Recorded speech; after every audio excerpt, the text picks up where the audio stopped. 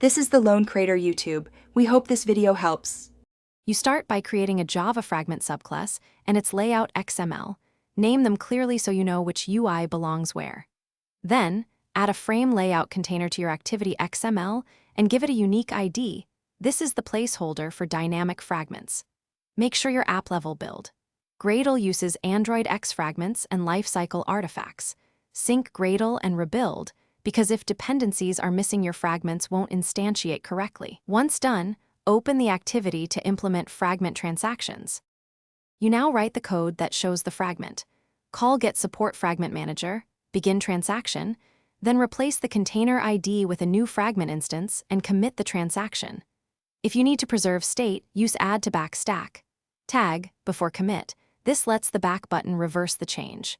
To pass data, prepare a bundle, set arguments, bundle on the fragment, and read arguments in onCreate or onCreate view. Also make sure UI changes happen on the main thread, otherwise views may be null.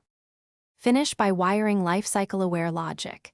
Initialize UI in onViewCreated, release bindings in onDestroyView, and avoid heavy work in onCreate. Use a view model or saved instance state to preserve data across rotations. Fragments get detached and recreated. Make sure to commit transactions before state loss or use commit allowing state loss knowingly. If things go wrong, check logcat for null pointer errors. Confirm the container ID matches your layout, and verify you're committing on the UI thread. Thanks for watching. Consider subscribing if we helped you.